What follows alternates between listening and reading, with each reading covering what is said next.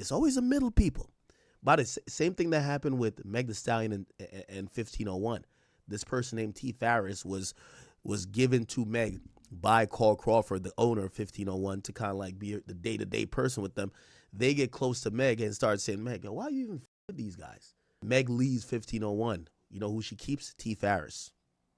You know what's happening here? Sounds like the same thing. They give Max a manager. That manager gets in Max's ear like, yo, bro, these niggas is finessing you, bro. Like, why the you with these Faze niggas? Let's get out of here. Yo, bro, we could make mad more money on our own.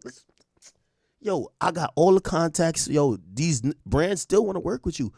I got the contacts. We could just get it directly. Them niggas taking 50% of the brand money. Yo, you more lit than the rest of these niggas anyway. Let's get out of here. They're robbing you. It's always the middle people, I'm telling you. You are the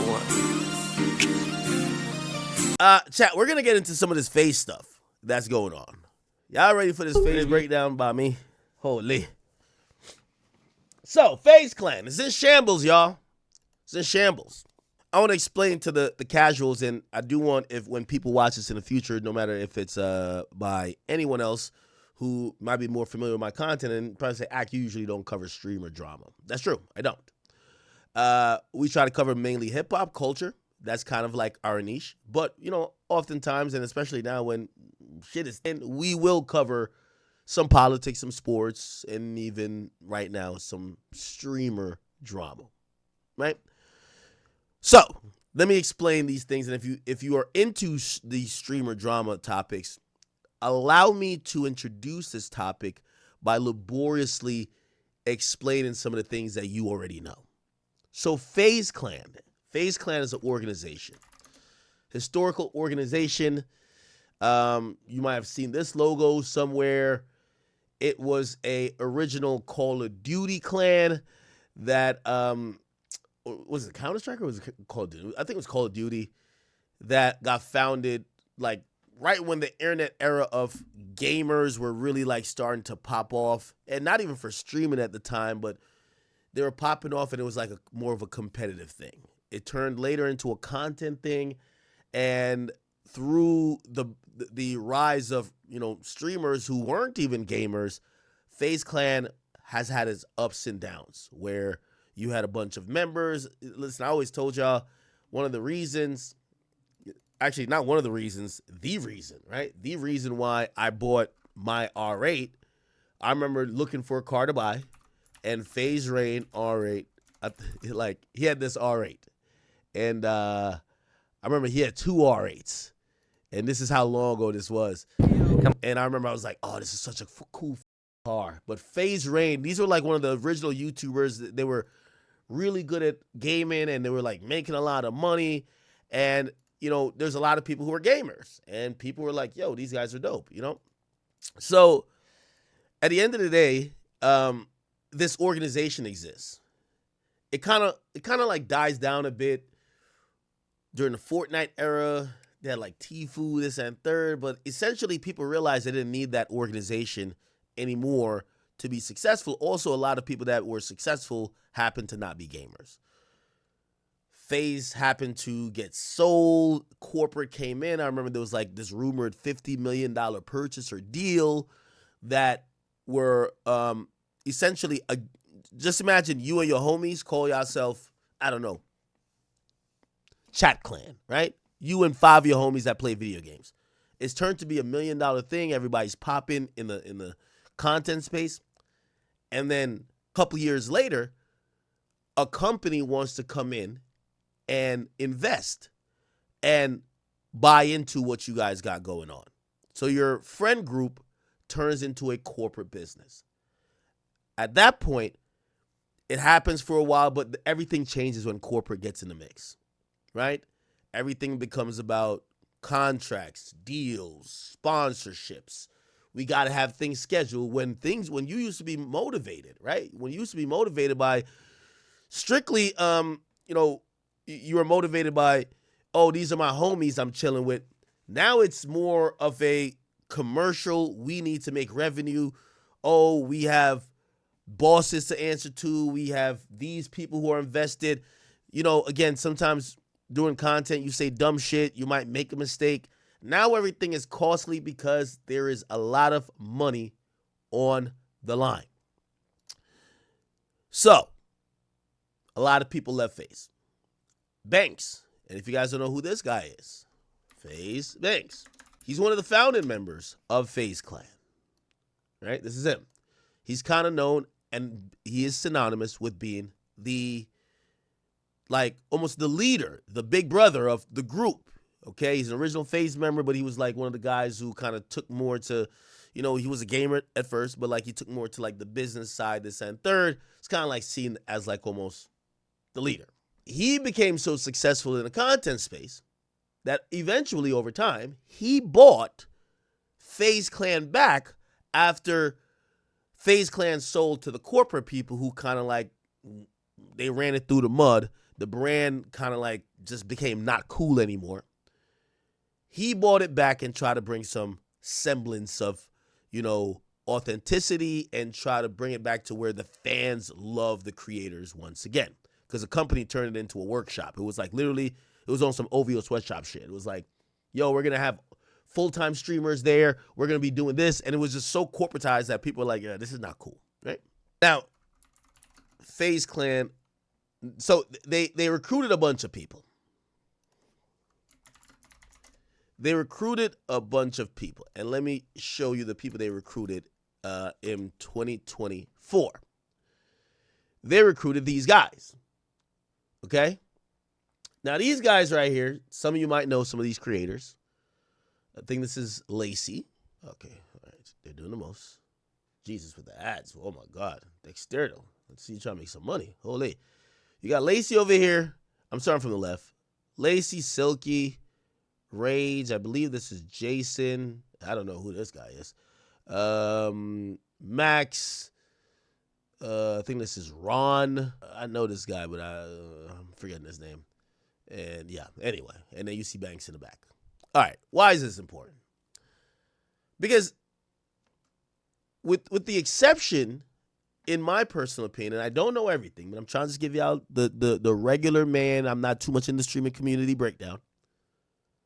I don't believe, with the exception of Your Rage, which is this guy, any of these streamers' careers compared now to a year before now was even half the size. Okay?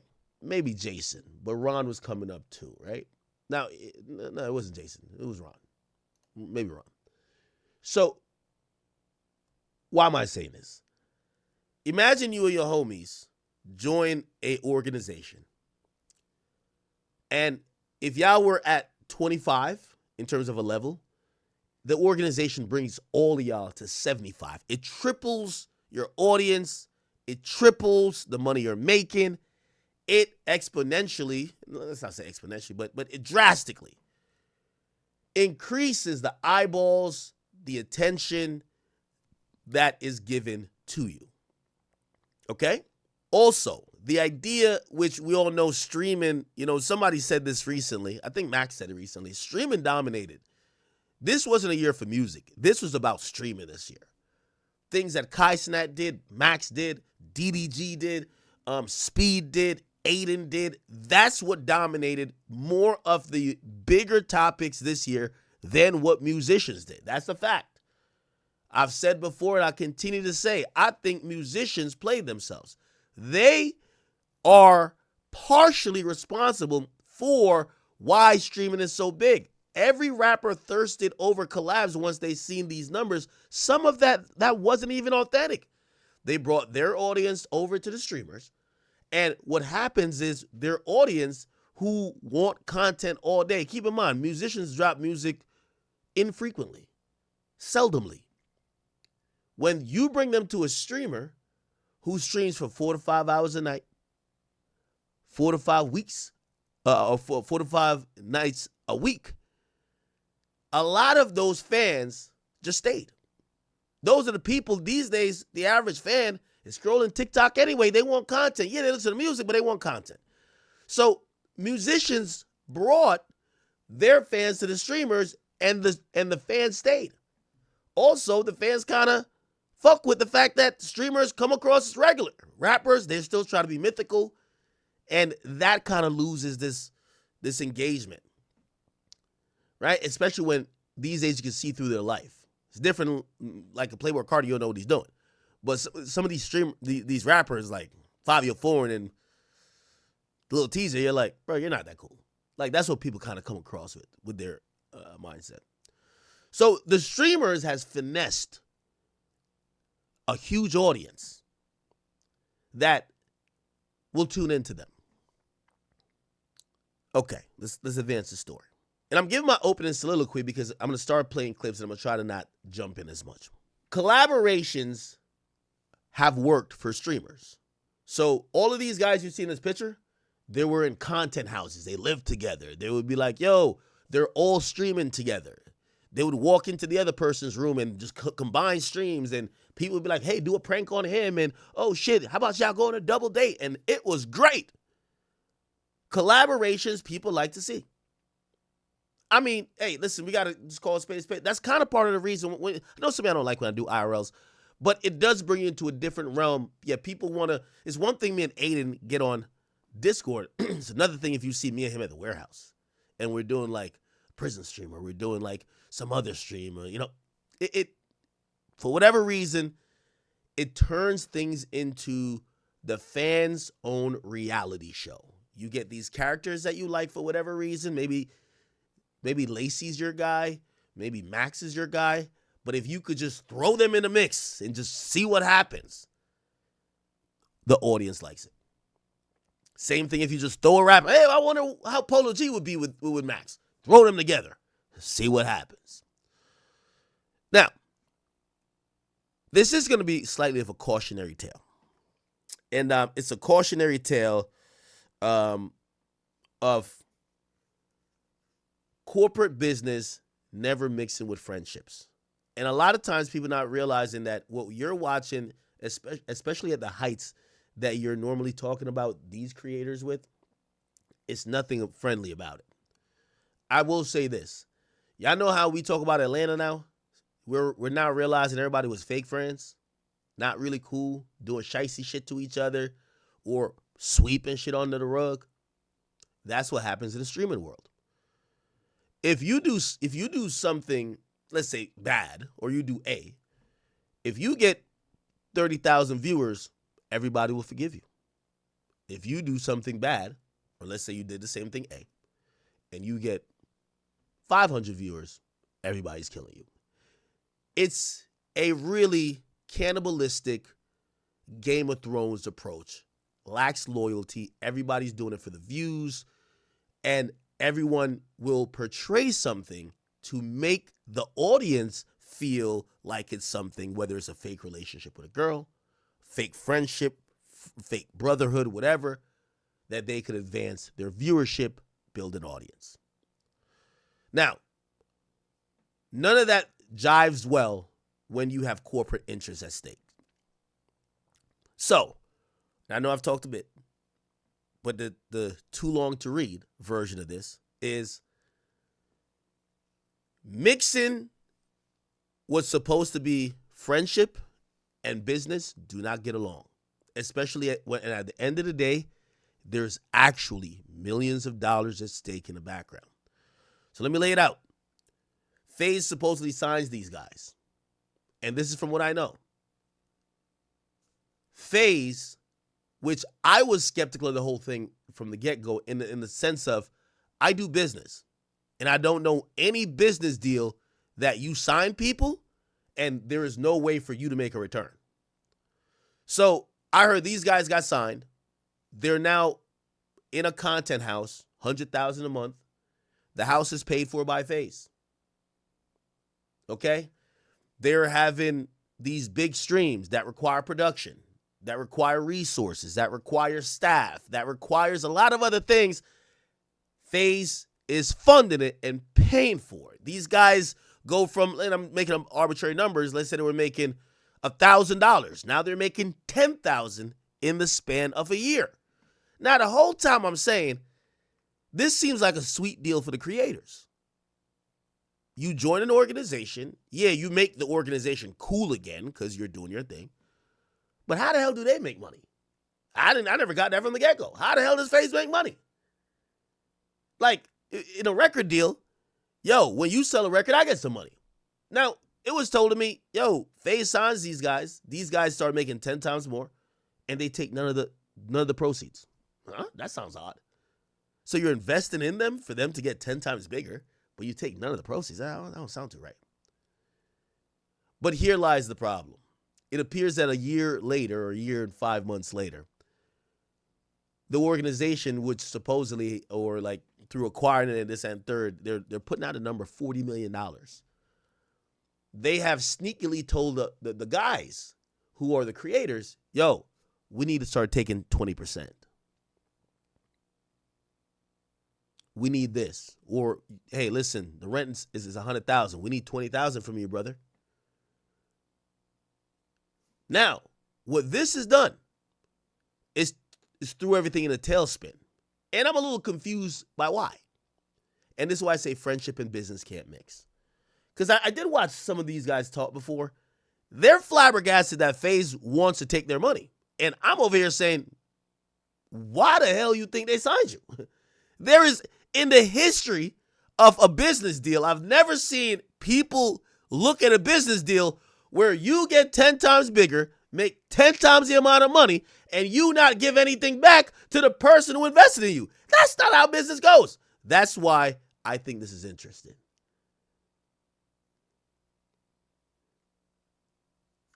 Supposedly, they told Max, he left about 5 months ago, the organization. They told him, yo, we need 20 bands a month for you to live in the content house. He was living there previously for free.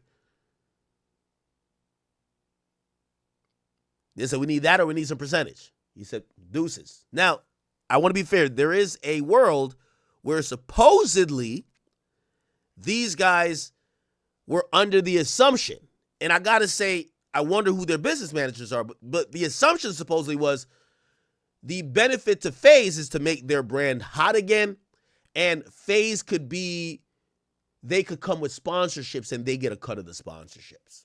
So Faze would bring sponsorships to them and they get a cut of the sponsorships. But if we know anything about deals and contracts,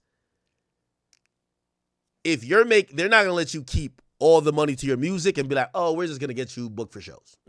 They want some money of the music. Anyway, and the music would be the streaming money. Anyway, that's as much as I know. I'm going to get through this and hopefully get through this pretty quickly. By the way, I got to get, I see Myron Gaines was on. He wanted to pop on. I don't know if he wanted to talk about this or something else, but see if we can get him on in a second. Let's see if we could kind of run through this really quickly. So Plaqueboymax kind of kicked it off. So all these guys left. They randomly left. All of them, Silky left. Everybody just said they left. All left Faze. It was like, all of these guys said they left right here. These all of them. Left. Everyone, it was niggas that said they left that I didn't even know was in there. Okay? And here's the thing. So after this happened, Plaqueboymax went on stream. And when he had left 5 months ago, because everybody left like yesterday or the day before, he finally gave some more reason to why he left. Okay? Here we go.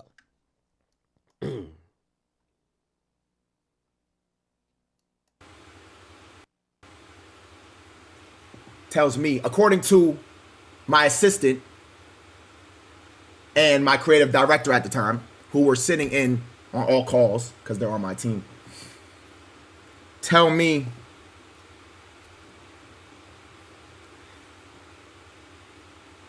I have to fire my manager and get rid of him, or I can't be here. So he's giving a story. I'm giving you the things you're missing. He says Faze basically gives him a manager, which is also interesting. By the way, we see the same things happening in rap.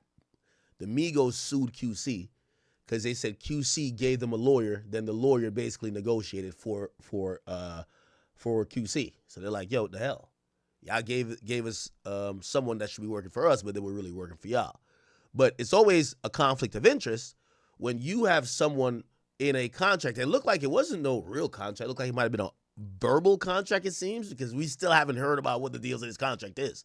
But they then give this guy a manager, and then this guy kind of starts liking the manager. And I guess maybe the manager starts seeing, yo, this guy's a star. I'm going to just work for him and probably start doing things against the company's interests. Then the company tells him, either fire your manager or you're out of here. When they're the person who introduced him. Video proof as well of this meeting. They were there. This is information my assistants are just telling me. Now, I watched what Max said. And one of the concerning things about what he's saying, though, he keeps saying assistants and the staff telling him. I'm going to tell you why that's very concerning. Too many chefs in the kitchen always make a bad meal. A lot of information, you could tell there's people in the middle. And let me tell you, not to compare it to, I'm going to make a rap comparison no matter what. It's 6ix9ine and Shotty.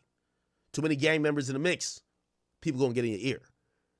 Everybody, 6ix9ine's bringing a lot of money. Yeah, everybody got to break it down. You know what Shotty says? Man, fuck them niggas. I'm going to be the closest to 6ix9ine. He gets in 6ix9ine's ear, poisons 6ix9ine's mind about the rest of the crew. You don't need them niggas. So that's something I'm a little bit weary about when I hear Max says my assistants or the team or these people tell me. If you're not having a first-hand experience, these middle people could be playing y'all against each other. Because you know why? I've always said this. Yo, you manage one of these streamers, you bring them a fucking, like I even said this, right? Like, say Aiden. You manage Aiden? Aiden supposedly got $200 million from RainBet. Bro, 20% of that's $40 million. You know how you think people ain't playing these cutthroat Game of Thrones games when if you could manage these dudes or get them away from a bigger company, you think people ain't playing these games? What's an assistant making? $100,000? If you could get to be that person's motherfucking manager, that's millions of dollars. So that's why I'm weary. What do you mean these middle people are telling you? They're gonna already put your mindset in a place to go against the people who you're aligned in business with. Not defending anyone, but I take that to note. Just think about that. Little townhouse. You see that little townhouse that Max was in? And Faze? They tried to make that nigga pay 20 bands a month. What the fuck?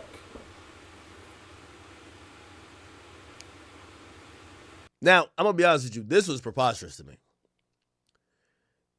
They were, again, I don't know the full story, and we're going to play some stuff, and I know I'm still interrupting, but I'm kind of shocked that homie right here is basically saying, yo, they're forcing the millionaire to pay rent. Huh? Whoa, calm it down now. He was living for free in a $100,000 a month place, and he increased the money he's making tenfold. And after he increased his personal wealth, they said, you know what? Maybe we should stop paying your rent. Could you just pay 20? I don't know. I don't know how shocking that is to say you should. Hey, and Max is, you know, he's making a lot of money. He doesn't give me the Squatter Boys vibes, but paying the rent doesn't sound too crazy to me. Or give a percentage of myself. What the fuck? Now, again, with the percentage, we talked about that. It's like almost these guys are like, yo, they want us to do a deal? Yeah, that's why do you think you joined Faze Clan? They want a percentage. Every business deal goes like that. If I invest, I expect a return. We're not a bank. If I invest 100,000, I don't want 100,000 back. I want $1 million. If I invest 100,000 and you make 10 million, I want 10% of that. 1 million. That's how it goes. They're in shock. Oh. But Max is such a good nigga. He just, yo, bro, I just want to. And now niggas like Max look crazy, look like egoed out niggas. No, that shit not cool though. Like niggas taking shit on the chin, making him look like this nigga the ego monster. Niggas don't. Okay, I'll just say paying rent is not out. That's normal. Whatever FBD's talking about, that happening, is what made me realize, damn, it's time for me to man up. And if I want to be what I one day want to be or plan on being, I got to bet on myself. No matter what happens to me or what niggas might try to do.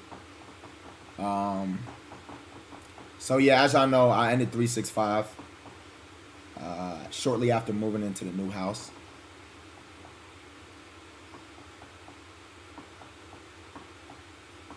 I'm gonna be honest, bro. Like, me ending 365 gang, I was just burnt, bro. There's too much going on, behind the scenes shit.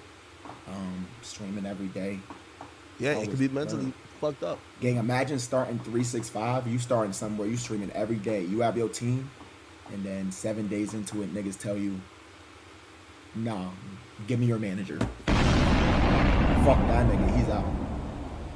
Now I gotta scramble and figure shit out. And you know, niggas did help me figure shit out, but it's like, fuck, bro. You know? Yeah, Max started a really ambitious goal at the beginning of the year. He wanted to stream every day of the year. And I'm not gonna lie, I think Kai is even saying it now. Man, that's tough. That's just tough. Like, you know, again, Kai, look what Kai said recently. He says, as I was very consistent in streaming, there were certain times I realized I was losing touch of reality. I needed to take a step back and fully reset if I started to realize I wasn't even spending time with close friends and family behind the scenes as much as I wanted to. Hey, chat, this is what I told you. I told you from the get-go. Kai having a girlfriend and Kai making like $100 million or 200, whatever he's made at this point, probably has put life in perspective to realize, bro, yes, you could just keep chasing, like, because watching that dollar amount, after a while, it stops. You get numb to it.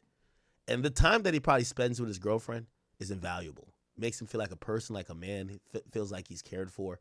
And that's the thing. You know, the audience loves their creator, but the more y'all are together, it's an unhealthy relationship because the creator usually has to sacrifice their life with their significant others, right? Like it's only gonna last so long where he doesn't have a girlfriend. He only cares about his chat. He's just going. Yeah, at a point where money is not the motive anymore, you feel like you're not living.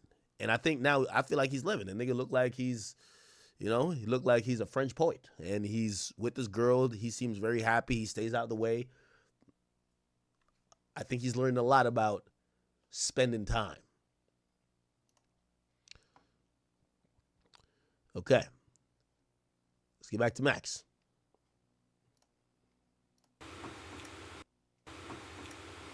He really got kicked from Faze. He's talking about Lacey now.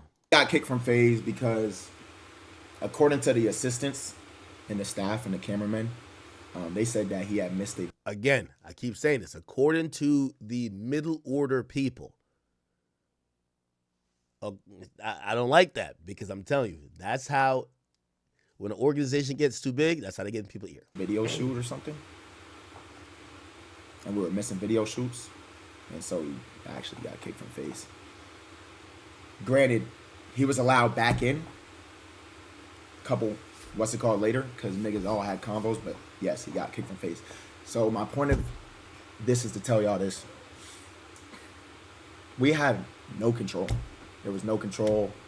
Now, I do want to pause and just say, welcome to wanting streaming to be $100 million business. Yes, if we have a $500,000 shoot with Call of Duty or Powerade, and our creator is supposed to be there because we signed this huge deal. Yes, you got to show up on time. Yes, you have to do these things. If you don't do these things, yes, we might have to remove you from the organization. To me, that is very normal.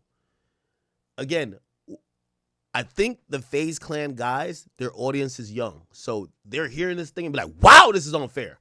No, it ain't. You signed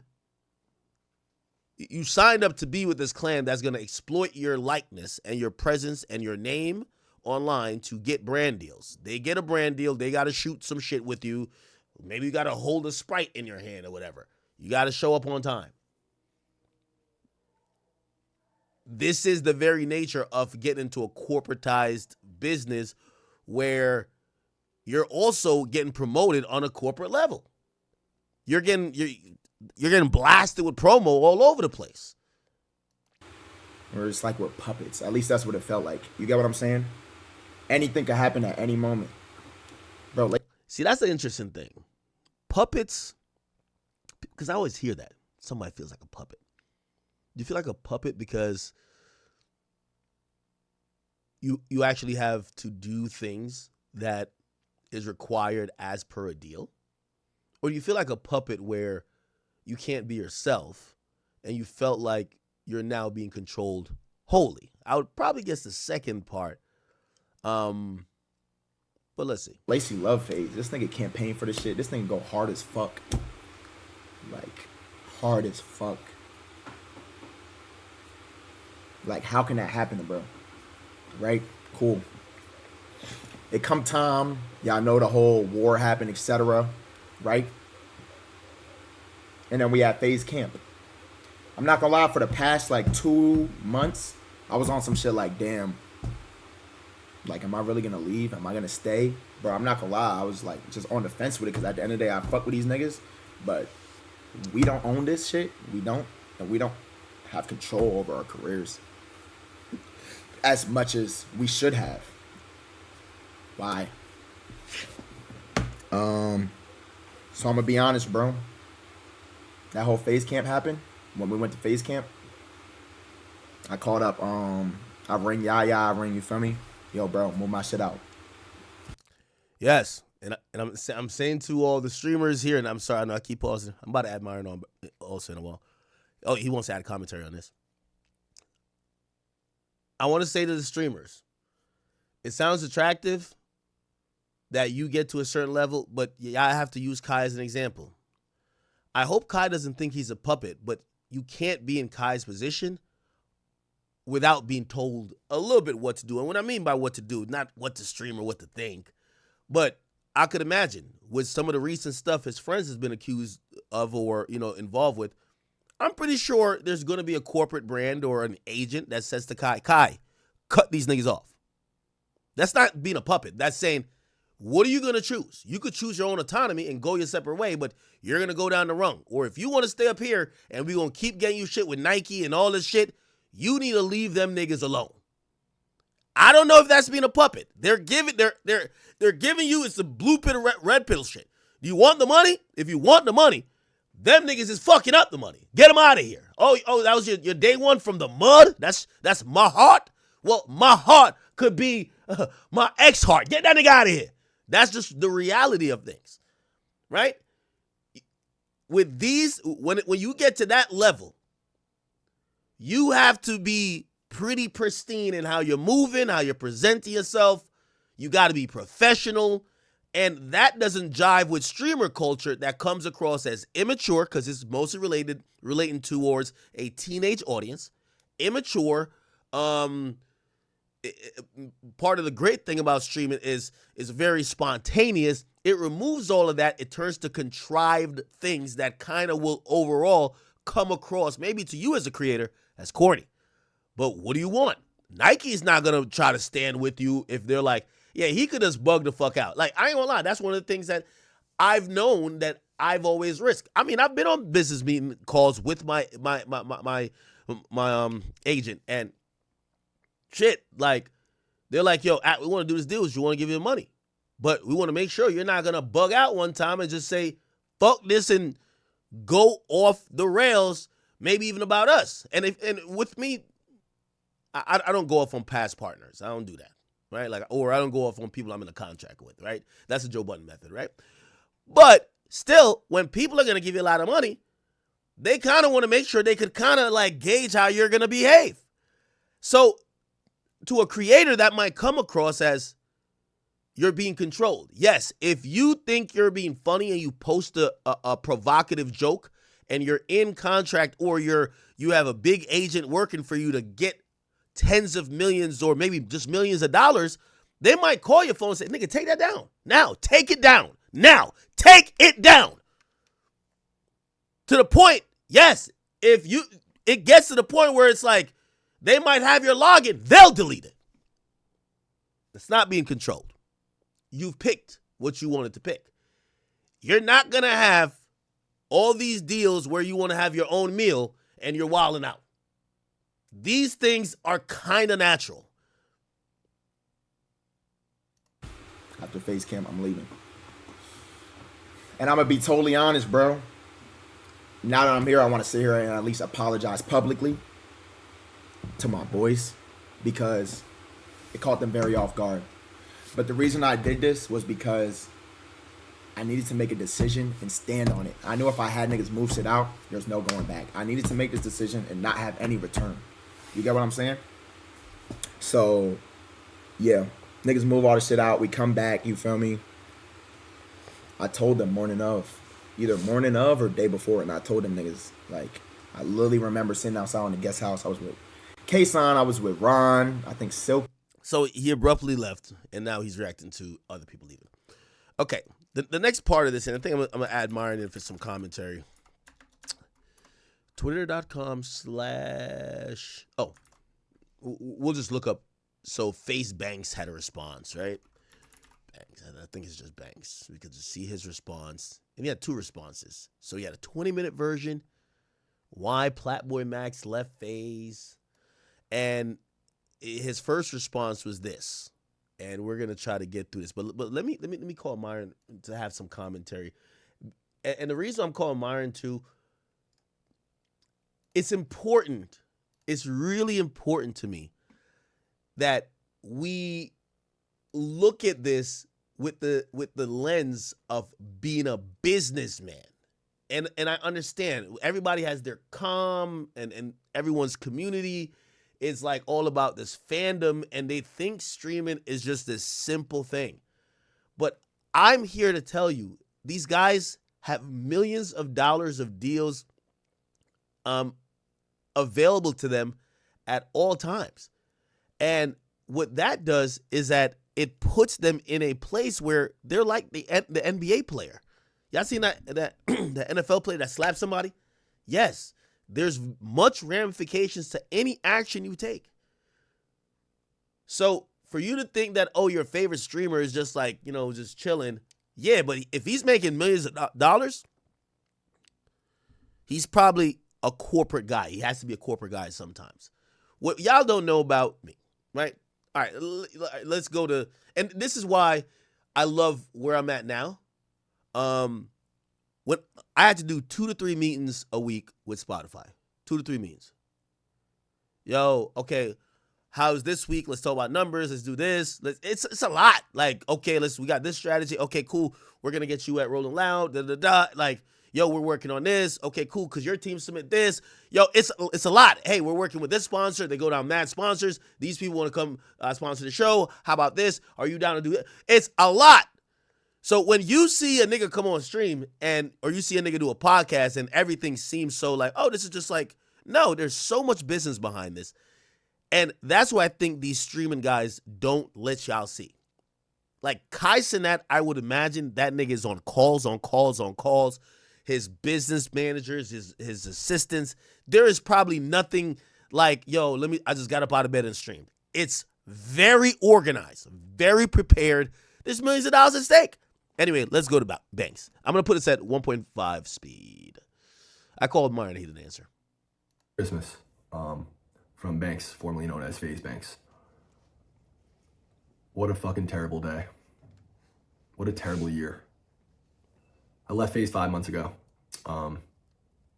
And this wasn't for a narrative. This wasn't for the camera. This wasn't for Twitter. This was Okay, I hate to have paused, but I got to say this too. I got to tell the truth about everybody. Banks left right after Max left, and he's like the founder or the owner. He left because they were accusing him of doing some rug coin shit. So like some fake crypto scam shit. Some shit that Aiden Ross had gotten like caught up in. And Aiden basically was like, yo, Banks is a nigga who told me to do this shit. Like, it ain't me. And people looked at Banks like, yo, bro, you're doing a scummy scammer shit. And he was getting so much backlash. He had like his defense to it, but he was getting so much backlash being the face of Faze at the time. He chose to step down and step away that the guys could not have like a stain on their reputation. So that's what he's talking about leaving 5 months ago. was very, very real. It was off the heels of some Twitter drama, and the boys were, you know, getting blown up in their comms and in their chats. And as we all know, in this world, wacky, strange world of streaming, that's really all that matters. These streamers, all of them, every last one of them, are forced to appeal to their comms and their chats and narratives on Twitter. And if they don't, they lose viewers. If they don't, they take a hit financially to their career. And this has a huge effect on who their friends are, who they're in relationships with, all of it, everything. The way they treat each other online is completely 100% based and rooted in the feedback that they get in real time from chats and comms. So again, as somebody, an old man, 34 years old, you guys never let me forget it, who no longer makes content, who doesn't have a stream, who doesn't have his own platform, it's impossible for me to create a narrative or control my narrative or really respond. Not that I really give a fuck to anyways, but yeah, all this drama is created, and we get on a call 5 months ago and the guys are like, listen, we're over the drama. We think it's best if you just like publicly step down from Faze, just to cool down the drama online. I reacted very emotionally to this. I was obviously took it very personally and was offended because, again, I used my entire network, every dollar that I've ever made, everything that I've ever had, this brand that I built, I used all of it as leverage to start these guys as a content group and to kick this shit off with the sole goal and intent to bring Faze back to the top, which we did. We did that all collectively. Over the last 2 years, Faze has won Org of the Year twice. And yeah, I was the first guy in the room. These guys would have never lived in a house together if it wasn't for me. These guys are all at minimum 10 times the size in terms of audience and platform now as before they joined Faze. These guys have all made millions and millions and millions of dollars in the last 2 years, and none of them could ever dispute the fact. Max just said it himself on his stream. Joining Faze was one of the best decisions I ever made in my life. I've heard that from Lacey. I've heard it from Silky. I've heard it from Jason. I've heard it from Ron. I've heard it from Adapt. I've heard it from every single person that's ever joined Faze, specifically these guys. And I'm here to tell you, as former Faze Banks, this was one of the worst decisions I've ever made in my entire life. I gave up my entire adult life to this. I have put myself in millions and millions and millions of dollars in debt. I have never made not one singular dollar outside of my salary via Faze. Not selling it, not buying it, raising money. I've just put myself further and further in debt. Yeah, I think Faze to acquire and all the costs for these guys' careers over the last 2 years, I think ballpark $40 million. Wow. And it is important that I believe that number. I think he bought it back for $15 million. I think there was a co-owner. I think him and the owner of DraftKings, Matt Kalshi or something like that, they bought Faze back for like $15 million or $20 million. And it went public at the time and the stock dropped and they essentially bought it out. And by the way, he's going to address these things, but he said these guys had free housing, free filmers, free staff, so free production, all the Faze channel, and there was zero income shared. That sounds like the best deal ever. And I think probably collectively these guys have had to have probably made like 20 million in the last 2 years collectively, I would guess. And not $1 of that 20 million has ever gone back to Faze. Never mind me. Even if it did ever go back to Faze, that shit, it's not mine. And I just fucking can't believe it. I can't believe I'm in this position now where people are calling for my head. People are wishing for my death. People are telling me I ruined Faze. I ruined Faze, guys. I ruined it. When I have had not one say in anything that's gone on in the last 5 months, and I set all this shit in motion in the first place, I ruined it. I ruined it. There's 5, 6 individuals who are multimillionaires and have beautiful careers ahead, and God bless you, and I wish you guys the best, and I ruined it. Yeah. The fact of the matter is, if we went in a time machine 2 years back and I decided to never try to fix this Faze shit, I'd be much better off. I'd have more money, and these kids would just be doing what they were doing before. It's hard for me to sit here and take that. It really is. And I plan on going live tomorrow or the next days at some point in the future and really kind of just laying it all out. A to Z, start to finish. By the way, someone told me Max just put up a post, and I'm gonna read it rather than wait for the end to read it, because it's reiterating what I just said. So he just put this up 54 minutes ago. He says, because Banks made 2 responses. We're on the first one. There's another response that we gotta get to, but he's responding to everything. He says, I joined Faze at 20. I respected Banks. After I left Faze, Banks would call me saying I needed him, and my career was falling off. He took advantage on the fact that I was depressed and in the hospital. At one point, I let all the calls get to me and asked to join Faze again. Wow. But I kept going, and in November, I was introduced to a manager who helped me realize that a lot of things he told me were lies. Chat, didn't I tell y'all? It's always the middle people that realize, yo, listen, why the hell am I? Yeah, I'm working for Faze as quote-unquote a manager. They're not getting percentage. They're like, if I get Max away from Faze and I'm his manager, I make a lot more money. It's always the middle people. But the same thing that happened with Meg Thee Stallion and 1501. This person named T. Farris was given to Meg by Carl Crawford, the owner of 1501, to kind of like be the day-to-day person with them. They get close to Meg and start saying, Meg, yo, why you even fuck with these guys? Meg leaves 1501. You know who she keeps? T. Farris. You know what's happening here? Sounds like the same thing. They give Max a manager. That manager gets in Max's ear like, yo, bro, these niggas is finessing you, bro. Like, why the fuck are you fucking with these Faze niggas? Let's get out of here. Yo, bro, we could make mad more money on our own. Yo, I got all the contacts. Yo, these brands still want to work with you. I got the contacts. We could just get it directly. Them niggas is taking 50% of the brand money. Yo, you more lit than the rest of these niggas anyway. Let's get out of here. Fuck them niggas. They're robbing you. It's always the middle people, I'm telling you. Okay. So it says the manager helped him realize a lot of things he was told were lies. I've since leaving working with bigger guests and brands and have 2026 plan that's only bigger than what I've accomplished so far. Thank you. I love you guys. Pray every day and follow your heart. See you soon. And he says, Prince. Okay. Let's go back to Banks.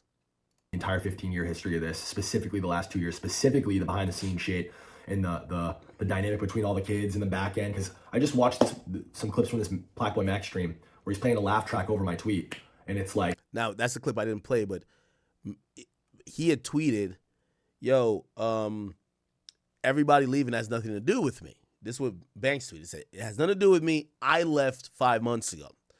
And Max looked at the tweet, and then he played a laughing thing while he's looking at tweets. He didn't say nothing, but he played like a sound effect, laughing. So that's what Banks is reacting to.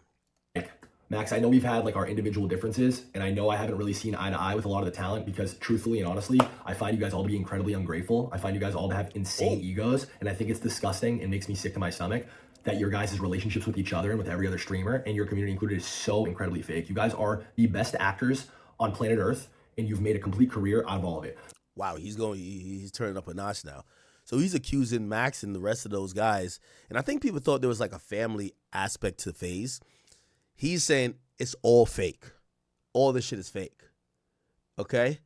Kelvin Collector, thank you for the 5. Max, these are your boys, but these are the same guys that said they fucking hated your guts after you left. And, you know, you're the program, you have an ego the side, you think you're Travis Scott and this and that. And also, like, Max, multiple conversations about how Ron's content's cringe and you guys didn't fuck with Adapt. None of you guys fucked with Lacey or Jason in the beginning. You guys didn't want these guys to live anywhere near you. You barely wanted to share a brand with them. But Faze was going to fund the Miami house for you, Rage, Silky, and Kason. So fuck it. We'll take what we can get. And then it all worked. And we forced this relationship. So, you know, we've seen this before, chat. I could name you 7, actually over 10 rapper and Instagram or like rapper Instagram influencer relationship that were completely fake, or sometimes rapper and rapper relationship that were fake. Ruby Rose did a couple of those where, hey, let's do fake relationships. And now granted, that's like a man and a woman, but like it goes to show in the streaming world, they also fake friendships which that's kind of crazy, right? Like, let's fake be friends because your audience will start liking me and my audience will start liking you. Let's fake it. Wow. And I was called a fucking retard then, and I was told then I was ruining Faze, and now 2 years later, it wound up being the best thing that ever happened. So you understand why I'm sitting here and I'm frustrated. I would hope anyone watching could sit here and understand why I would be frustrated while a fucking entire hate mob is coming after me on fucking Christmas, my first Christmas without my mom, when all I've ever fucking wanted to do is help Faze be successful. That's all I've ever wanted to do. That's the only intent. Where's the money? I'm this fucking guy who's trying. Now, Banks, I rock with you, but your name is Banks. Your name is Banks. And unfortunately, we've seen your name, like, for a nigga who we know is way up and you got a lot of money and you say you put $40 million on some shit. We seen your name with too much finesses though. Like, stop it, Banks. Like, Banks, this whole like, yo, I gave y'all all the money. I never was trying to earn nothing. Banks, cut it out, man. I love you, but cut it out, man. Stop it. Stop it, bro. You know what I mean? Like, we've heard your name with a couple things where you fleecing niggas. You know what I mean? So let's not act like you're just like this philanthropic, holistic type of, I'm trying to do this for the community guy. Like, you're about that bag too. Trying to take everything from everybody. Where is it? Then why the fuck am I millions of dollars in debt? Where is it? It's in Plaqueboymax's bank account. It's in fucking Silky's bank account. Damn. It's in Jason, Ronaldo, Lacey's bank account. Oh, shit. Okay. I wish this never happened. I wish that I never did any of this. And they'll all still tell you this was the best decision they ever made in their life. I'm emotional and I'm passionate. I'm never going to apologize for that. Anything that I do, anything that I speak on, anything that I work on, any talent that I fuck with, anything that I touch, I will always be 100% 2 feet in. That's just who I am. And everything that I'm telling you guys right now is fucking straight facts. It's dead wrong, bro. This is unfair. It's unfair to drag me like this. It's unfair to pin me as some fucking horrible guy. Again, the fact of the matter is, every single one of these guys has a bigger platform and an audience because they joined Faze and met me, and has millions and millions of extra dollars because they met me. Well, now we got to talk accountability. Well, Banks, you know why you and Faze look shitty? Because Faze went corporate, died off because it went public. You bought it, and you made it seem like, yo, I'm bringing back the gang. And you got these new faces, and yes, you guys did amazing things for their career. But you had a partner in buying back Faze, and your partner was on some corporate shit. This owner of, like, look, owner of Faze. His name is Matt Kalish. He's the founder of DraftKings. He was a major stakeholder and investor in Faze with 49%, right? He invested $11 million. And essentially what happened is that, yes, this new buyback of Faze after their stock went down had Banks as the face, but y'all know what this is. You have Jay-Z as the face, but the business guys is hoping the guy who's the face could get this shit corporatized that we could suck some more money out of this junk, right? So Banks, like, with all due respect, you get into this deal with these guys, and you're just saying, nah, fuck with y'all, I love y'all. So you don't say up front, this is a corporate business that you guys are joining. We need 20%. So you don't tell none of these guys you need 20%. You make it seem like they're your fam. You love them. You're doing this to restore Faze because it's in your heart. You know what they say, no good deed goes unpunished. So yes, even though I think the creators, they're businessmen as well. They should never join something and not realize how y'all going to get paid. But you get them in there by saying, nah, yeah, I fuck with y'all. Then a year later, y'all like, I bet. So now y'all ready to give us 20%? Yes, some of them feel I'm blindsided, even though I think they're naive business-wise for not thinking or expecting that convo was going to come. You brought them in with it's like when Jay-Z got to sign for Tidal. Then he sold Tidal. You got them to all sign up for Faze, and I guarantee y'all would have sold Faze. And supposedly you sold your shares, or you sold your stock in Faze 5 months ago when you left. So that's the whole gig. Whereas I, on the other hand, have lost years of my life to this shit and am significantly worse off financially. Significantly. This has destroyed me. My whole life has been completely destroyed in the last 4 or 5 months, but nobody gives a fuck because I don't have a Twitch chat. And I refuse to be one of the people to just do what you guys are telling me to do. I don't know. Guys, this streaming shit is so fucking fried. It really is. The narratives, the clips, the fucking say that the sky is red and they disagree and they say, no, Chad, I think it's blue. Now, he starts explaining this thing about like streaming communities, and I actually absolutely agree with him on this one. These are the most heavily influenced people in their will on millions of people, but it's not true. It's the exact opposite. The traditional influencer is dead. These kids are the most heavily influenced people on the planet. They are puppets attached to millions of strings. And if their comms and their fucking chats say that the sky is red and they disagree and they say, no, Chad, I think it's blue. I think it's blue. Once that fucking viewer number starts to fall off, once they start to see L's in their chat, once they start to see hate threads in their fucking comms, they switch up real quick and it doesn't matter. There's 2 creators that come to mind that I think is the exception of they're not led by their chat. Only 2 that come to mind are Aiden Ross and Bruce Drop 'Em Off. I'm trying to think of other creators. Maybe I'm forgetting someone, but the rest of these creators, if their audience says your opinion should be this, or you should feel like this, or you should do this, they rock with it. That's what they do. I've been notorious. I love my audience, but listen, we on some Blueface shit. This is the program. Y'all on the program. Stop playing now. They don't be in the chat, but we on the program. Stop playing. I'm not going to allow y'all to tell me what to think. Y'all are allowed to disagree. And y'all clearly always tell me, yo, I can't believe you did that. Yo, you a bozo for doing that. That's fine. That's healthy. But me evaluating how I feel based on how y'all feel about what I should feel just doesn't seem right. That's the majority of creators. It doesn't matter about objective truth. It's the sky is red. I've been trying to talk to these guys for So Illuminati too. So Illuminati. Yeah, but so Illuminati doesn't go live as much. 4 or 5 months. And they don't give a fuck. All they care about is their stream, which is completely fine. I don't need them to give a fuck. I don't need anybody to pretend to care. I'm done pretending to care. But if I had 100,000 viewers, if my name was Kai Cenat, they'd fucking be on my dick. They'd be welcoming me with open arms. I would have had a big fucking red comfy chair at the Streamer Awards to fucking, hey, come fuck with us, bro. Let's do a stream tomorrow. Like, that's just what it is. And you guys know that's what it is. And anybody arguing against that is just fucking completely lost. These relationships are fucking fraudulent. It's fucking fried, bro. It's fucking fried. And I'm happier than ever to be going my separate way. And I'm glad that what happened 5 months ago. I'm happy to be off of it. There is no future for me in Faze. There is none. That was my last try. That was it. I have nothing left to give this. I gave it my entire adult life and I tried my hardest. And for anybody who's a fan of me and anybody who's a fan of Faze, I'm sorry. I've absolutely failed you. And the one thing I'm perfectly okay with taking accountability for is being the root cause of all of this. Because at the end of the day, I am. This is, in a fucking twisted way, all my fault. Because at the end of the day, I put these guys in a room. At the end of the day, I went and raised money. I convinced, these business people that this vision and these guys were a good bet to take. I thought in good faith that, if we gave people careers, if we fucking gave everybody the best resources and this shit worked, then everything else would figure itself out. Yo, Banks, come on, bro.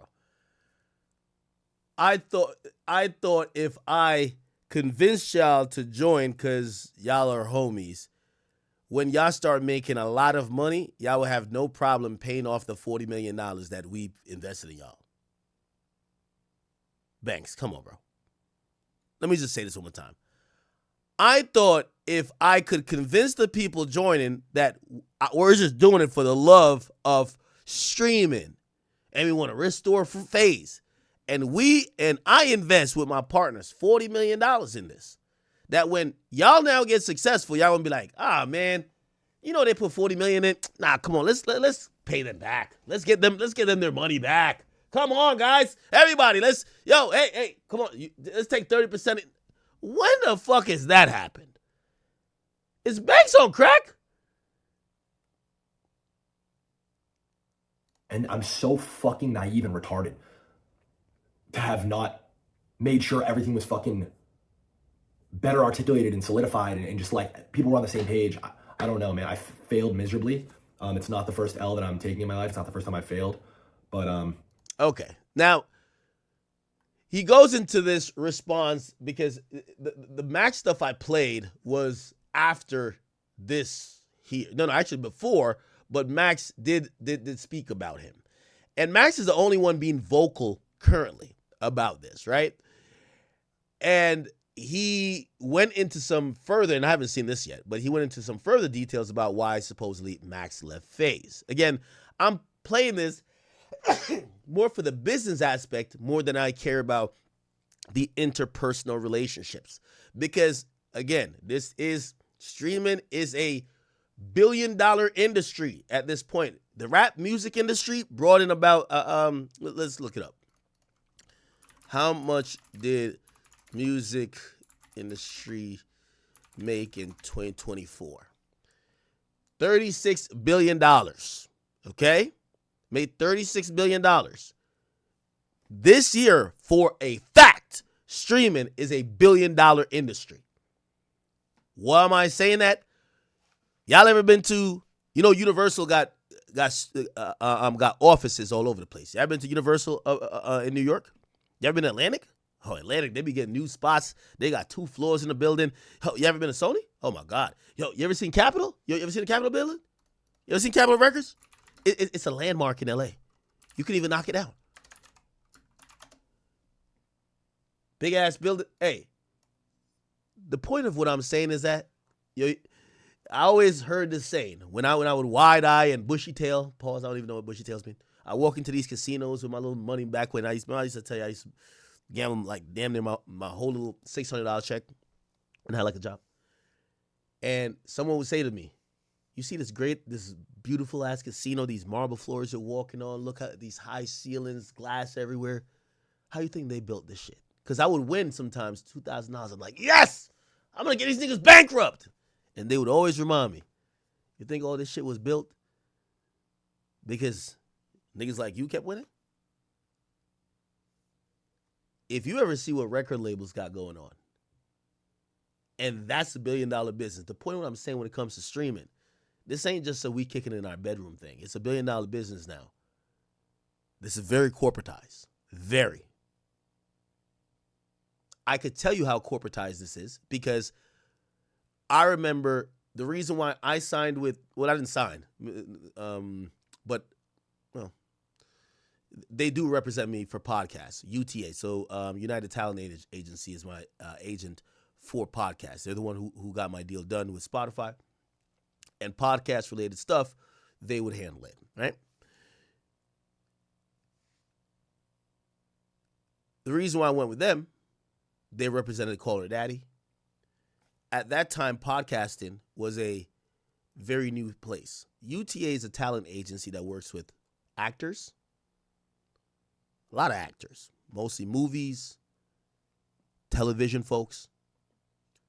They also work with musicians. Okay? They work with speakers, politicians. When I went to UTA, their guy over there, shout out to my man Oren, he was the lead guy. He's the one who did the Call Her Daddy deal. He was the top guy for podcasts that had UTA create a podcast division. They just created it. So I didn't go to CAA. I didn't go to WME. I went there because they were the best at doing podcast deals. Now, every agency has a podcast division. As of this year, every agency has a streaming division. What does that mean? They'll approach a streamer and say, hey, we could get you brand deals. You want your own meal? Like, I love when even Kai was explaining the whole thing. I heard about that deal. That deal was nothing about what, obviously he's not lying, but that deal was a corporatized deal. I talked to a guy, the dude at Rumble said when he was trying to sign Kai, and by the way, he did the deal with Kai and Speed. They didn't talk to Kai, they talked to an agent. They said there's 2 agents, Speed's agent and Kai's agent. This is very corporatized. This is nothing like you just call up Kai and be like, yo, what's up, man? You want to come to Rumble, bro? Yeah, no, oh, no, what you want? Hell no. You talk to the agent gonna rough it out. Bring on the entertainment lawyer. Bring on the business manager. Bring on the manager. Bring on the brand partnership guy.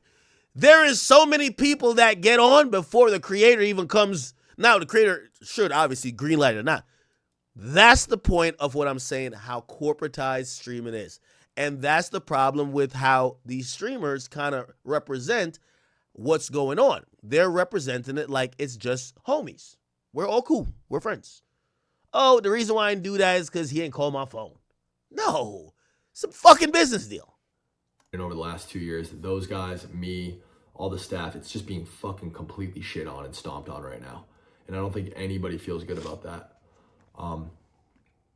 But the one person that jumped straight on the opportunity at the fucking first chance they got to jump right in the middle of it and farm it, Plaqueboymax.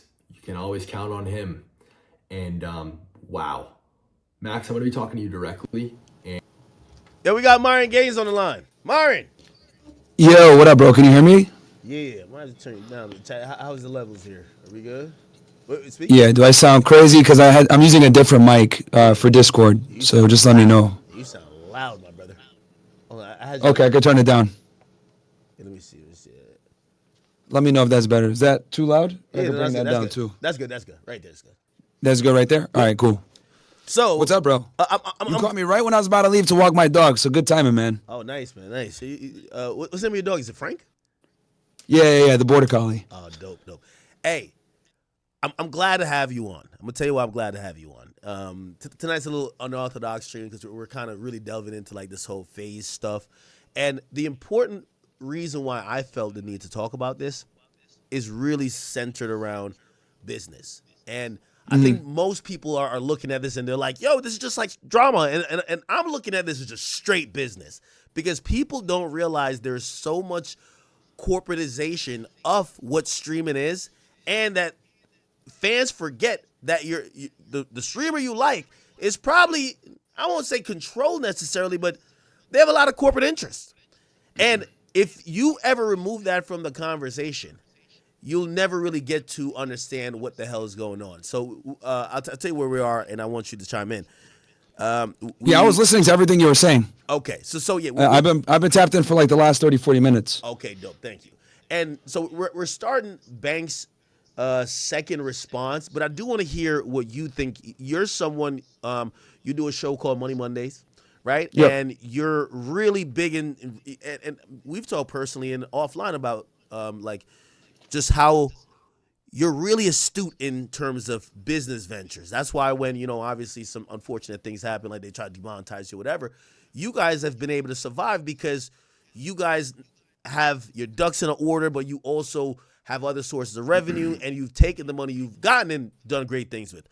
When you hear about this type of stuff, what do you think about on face value from the creators? And then what do you think about business-wise?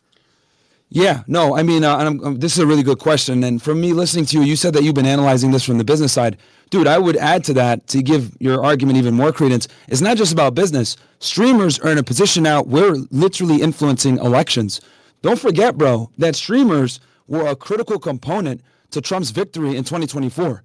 And that victory by Trump cemented that legacy celebrities, whether it's movie stars, musicians, etc., they're famous, but they don't have influence. And it's very important to distinguish the two because just because you're famous doesn't necessarily mean you have influence. Kamala Harris got some of the biggest people in the world. Beyonce, Meg Thee Stallion, obviously Obama, all the rappers. She got Taylor Swift. She got A-list celebrities from different types of markets, whether it's music, athletes, etc. But on the other hand, Trump, who's not liked by entertainers in general because entertainers tend to be more left-wing and progressive, he leaned more on political commentators, streamers, etc., and he absolutely demolished Kamala. Now, with that said, does that mean that had it not been for the streamers that Trump wouldn't have won? No, he probably could have won, but not by the margin that he had. Another example of this is to this day, dude, they still blame Joe Rogan for platforming Trump. The progressives to this day still blame Rogan for that. So if that doesn't prove that podcasters, influencers, streamers in general have an enormous amount of real influence, nothing else will prove that. Now, going back to what you said about the business stuff, this whole Faze thing, and I'm glad that this is kind of happening. So, go ahead. I do want to jump in before you leave that last go ahead. point. It's a short interruption here. and you can just answer quickly. I think the new meta, because I'm not gonna lie to you, I was just on the phone with I don't know if you ever heard of Van Lathan, and we were. I thought he was calling me to because he's super pro black. Because I said on stream, I said I'm not gonna lie to you, I've been listening to a lot more political commentators than I've ever had before, whether it's Candace Owens, Nick Fuentes. And it's, it's not necessarily like for me, I need my opinion, like, sway one way or the other, but this is a way of, I'm realizing like politics now is more entertaining than anything else, if you ask me. And I think political commentators are the new, they're streamers on steroids, but they have the influence to actually move shit around. And that's crazy. What do you think about that? No, it's bro, literally what we just witnessed was the torch being passed and you said politics is more entertaining now. A big part of that is Trump as well. He always tends to stay in headlines, and he's very offensive to people and shit like that. And that actually is what got him elected back in 2016. But going back to the Faze thing with the business, right? I just wanted to add that political component there so your audience kind of understands. It's not just like an influence thing and a business thing. It's also a political thing. But to go back to the business thing, I'm really glad that people are seeing this because everyone thinks that being a streamer is like, oh, it's just me having fun talking shit in front of a camera. What people don't realize is once you get to a certain level and you're doing the things that these guys are doing, now there's contracts involved. Now you got to watch what you say. Now you can't talk about certain things. Everyone in here, if you guys notice, if you go back and look at any Faze stream or anything, they always stayed away from divisive topics. They never talked about Israel-Gaza. They never talked about the election. They stayed away from what I would call divisive topics that would automatically make your audience cut in half, right? So this is why another example of, streamers are incredibly influential to the point where they're damaging if not controlled, if that makes sense. Mm-hmm. Mm-hmm. Like these businesses have an interest in okay, you're very powerful, you have an enormous amount of influence, but we need to kind of take you, think of it as like a bull, a very successful streamer. The advertisers and the business side, they're trying to steer the horns towards being as profitable as possible by any means necessary. And that's what's kind of happened with a lot of these things. AMP, Faze, all these big dudes, these guys, they make it look like they're just having fun or whatever. But dude, there's a whole marketing team behind it. People are buying subs. They have everything planned. They have everything staged. Because at this point, streamers are replacing TV, right? 20 years ago, because me and you are old enough to remember this, you had to wait a week to watch the next episode of something. Now everything's on demand, bro. And streamers are competing with mainstream media, the movies, everything for entertainment value. And that's why, these advertisers really come in and said, yo, we need to get a piece of this now. Hey, by the way, I have a warning for all these streamers. And I'm pretty sure tomorrow the Faze guys are going to do all their responses at 2:00 supposedly. I don't know if it's going to be a joint one or not. But I do want to warn streamers. Remember, the run at the top could be short-lived. And the warning here from me is this. There is, you guys, no matter through this exposing shit, y'all could irreparably damage the viewer's perspective of streaming if you take the curtain down. If the curtain always has to remain up a bit, where you don't see how the shit's being made. Because if it's really broken down to science, I'm pretty sure this is how the Faze stuff went. And if fans knew this, it would make you think twice about clicking on another stream. Everybody's opinion is probably in line with the opinion of the person who is funded it, like most things are. Some of the views you saw, I'm pretty sure, listen, if a company gets a $2 million deal, this is how deals work, right? And I'm not explaining to you, I'm explaining to the audience. It's a $2 million deal. We provide our analytics. We have 15 members on Faze. They're going to do this. We want to get this deal to be $3 million, maybe on the re-up, or maybe there's an option in there. What we're going to do is we're going to buy some views. So yes, botting is happening. I've always thought botting's happening on the company. It's like the record label. Bro, it's the worst part about streaming, dude. I did a whole episode on this shit. Botting is literally like the backbone of this bullshit. But here's the thing, though. I'll talk about rap, and I'll be like, yeah, Kendrick bots. And they'll be like, yo, Kendrick is not buying. And I'm like, don't be simple and stupid. It's not Kendrick Lamar that's sitting here and buying a bot. It's the people he's in business with, right? That has some financial incentive. And every other artist, not just Kendrick, it's going to be the record label who bots. And usually they bot without the artist knowing. I would imagine if we got a deal, $2 million, we guarantee these impressions. right? Now, we all know sponsored streams, notoriously boring. Nobody really wants to watch. Nobody want to watch just Doritos. You doing this hour segment about Doritos, but we need to hit those metrics for our deliverables. We need to try to get the numbers that we could get another deal that's more money. We're gonna pump in some fake views, and that's what I'm saying about with them trying to now get into. Bro, they donate mudslinging. subs too. If you watch like Kai Cenat's thing, not to interrupt you, if you watch Kai Cenat's like Mafia Thons, his sponsors are the ones that are actually like giving these big donos on gifting subs. Of course, and that's what I was saying.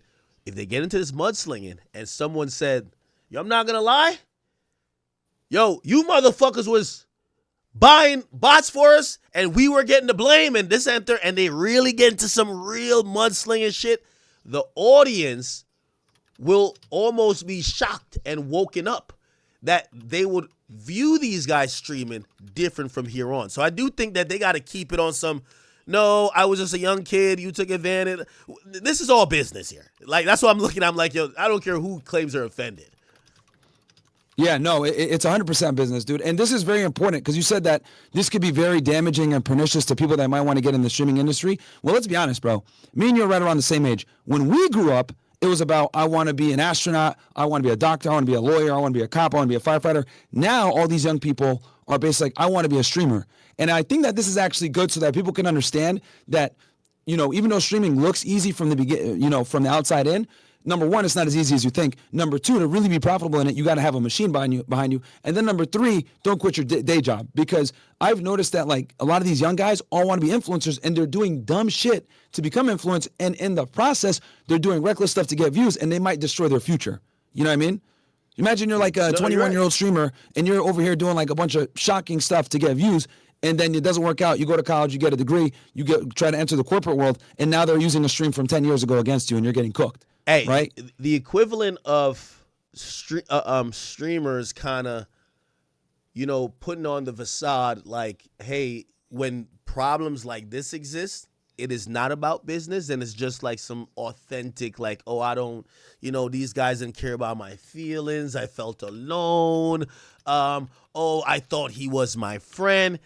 It's the equivalent to a rapper finessing the fans with the facade of, I'm independent, but I'm signed to a label, right? Like, you need to, the facade is what sells, right? Like, the reality doesn't sell, right? Like, you know what I mean? And this is why I'm here to just try to break down the facade, because, yo, I get these guys are young, but they're all surrounded by 10 people. They're surrounded by 10 people, business people. They all got agents. No one's fleecing you here, right? Now, I do think that Banks is kind of dumb in the fact of, you don't get someone to join your organization and not from the outright, even if you put a delayed thing on it. They do this in 360 deals in music.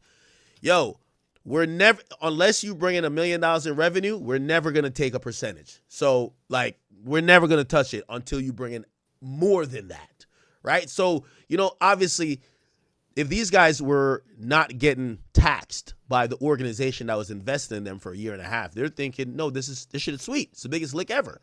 If you guys invest $5 million in me, I become 5 times bigger, and you don't get no money in your return, or you've never taken it while you invested $5 million over 2 years. Now you want some money. I'm 5 times bigger. I might be like, yo, well, you didn't take it at first. Yeah, no, and let me add a little bit more to that. So and I'll kind of go through this. I know you already know this, Act, but I'll tell it real quick to your audience. So this is how it goes, right? They start building an audience, right? And what they'll do is they'll start like botting views. As they bot views, it makes it look like they're lit. You look at these rappers, you look at these people, they're like, oh, this dude is popping, this dude is popping. They come and do a collab. What the rapper doesn't know is that like 40% of his views were botted. However, that rapper actually did bring in legitimate fans that want to see them, you know, in a streaming environment, kind of out there music element. So that streamer goes ahead and picks up a couple thousand new subscribers, new followers, right? They just keep doing that over and over. And the next thing you know, an audience that was 50% botted is now down to like 20 to 30% botted. And what happens is, as you do more collabs off of this, you know, inflated number, you're able to grow your audience, and then a smaller percentage becomes bots. And then you know, buy more bots, you just scale up from there. And then the other thing that's very important, which is the most dangerous side of streaming, is these advertisers let it happen because to them, they look at it, if this dude bots and it looks like they're getting a lot of views, I just need to go to a company and be like, oh, yo, this guy gets this many views, blah, blah, blah. Let's make it happen. They have those vanity metrics. And then as long as that business is like, converting 1%, which isn't going to be hard when you actually have like a big ass audience. You might have 100,000 people watching, but realistically, only 10K is real. Even if you make 1% on that 10K, it's still enough for the advertiser to justify working with you. And that's how these guys lock in deals. It's literally the definition of fake it till you make it. And that's how a lot of these guys have been able to like really make a bunch of money. But at the same time, just like you said, Ak, it changed them because now that it's a business, now that they're earning a lot of money, now they got to be extra careful about what they talk about. If you look at like Twitch streamers, they're all bitch ass niggas. They all can never talk about anything divisive, but it's precisely because they invest the money into view bots. The advertisers are looking at their numbers. They're selling those numbers. They're getting deals. And those deals that they get are contingent upon these vanity numbers. So they can't fuck the money up. And that's why so many of these streamers are fake, just like you've been breaking down earlier with Faze. Hey, by the way, I want to say this, and I said it, and it's been going, I think, viral a little bit, but people have been agreeing. The streamers finesse the rappers, and the rappers claim they're Facts. all finessers. The rappers don't have botted social media audience.